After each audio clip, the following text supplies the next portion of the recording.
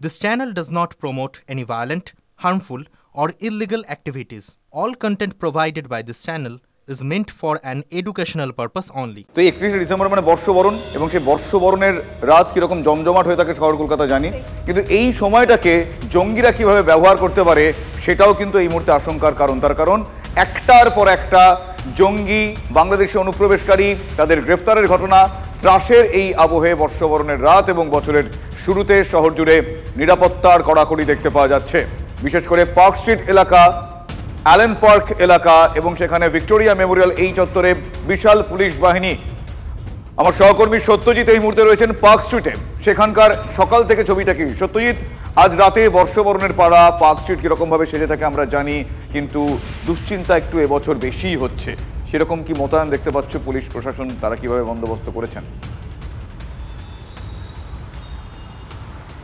দেখো, পুলিশের পক্ষ থেকে যতটুকু আমরা জানতে পাচ্ছি যে সব মিলিয়ে পুলিশের উচ্চ পর্যায়ের আধিকারিক এবং পুলিশের সাব ইন্সপেক্টর পর্যায়ের এবং পুলিশ কর্মী প্রায় 5000 যেমন থাকছে, তেমনি এভাবেই পুলিশের সহায়তা কেন্দ্র এবং ওয়াচ টাওয়ার সব মিলিয়ে এরকম প্রায় 30টি ওয়াচ টাওয়ার এবং পুলিশ সহায়তা কেন্দ্র মোতায়েন করা হয়েছে। এবং বিশেষ গুরুত্বপূর্ণ যে মোড়গুলো আছে সেই মোড়গুলোতেই একেবারে বর্ষবরণের রাতে সেখানে পুলিশ মোতায়েন আছেন এবং তৎপরতার সঙ্গে তারা সকাল থেকেই যেমন নাকা চেকিং করছেন, পাশাপাশি যেটা অসংলগ্ন মনে হচ্ছে এমন কিছু ব্যক্তি বা গাড়ি আছে সেগুলোই তারা তাদেরকে চেক করছেন, তাদেরকে জিজ্ঞাসাবাদ করছেন।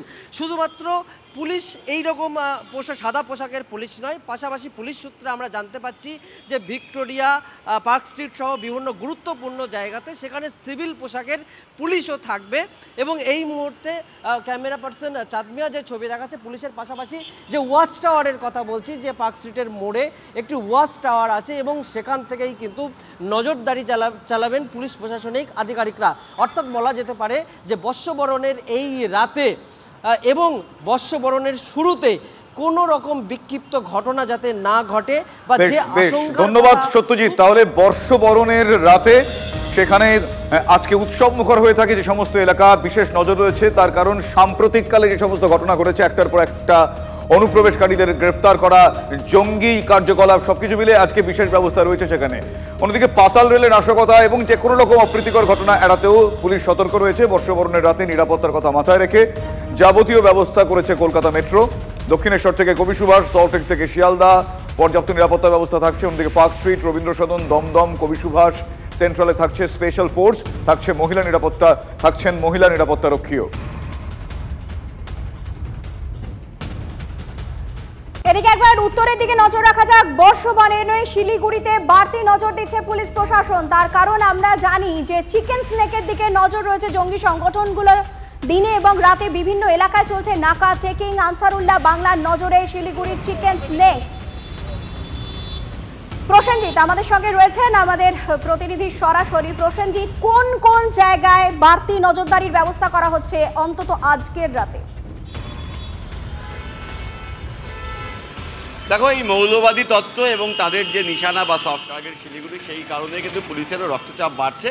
আজকে যেহেতু নিউ ইয়ার সেলিব্রেশন হবে, শহরে বড় বড় তারকা হোটেলগুলোতে গালা গ্যাদারিং হবে, যেখানে বাইরে থেকে শিল্পীরা আসছেন, প্রচুর মানুষ সেখানে জমায়েত হবেন, অসংখ্য বার রেস্তোরাঁ সেখানে জমজমান অনুষ্ঠান হচ্ছে। অর্থাৎ রাতের দিকে কিন্তু প্রচুর মানুষ রাস্তায় নামবেন। সেই কারণেই কিন্তু গুরুত্বপূর্ণ বেশ কিছু জায়গাগুলোকে স্ট্র্যাটেজি করে নিয়ে পুলিশ এগোচ্ছে। এক, শহরের বিভিন্ন রাস্তাগুলোয় দুপুরের পর থেকে নাকা চেকিং, তল্লাশি, পুলিশের টহলদারি ভ্যান থাকছে। আকাশপথে ড্রোন উড়িয়ে রাতের বেলায় ভিড় দেখা হবে, কোন কোন এলাকাগুলোতে ভিড় রয়েছে, বিশেষ করে শপিং মলগুলো যে এলাকাগুলোতে রয়েছে, সেবক রোড, প্রধান রোড, সেই এলাকাগুলো এলাকায় বাড়তি নজরদারি চালাবে পুলিশ। আপাতত তোমাকে ধন্যবাদ প্রসেনজিৎ।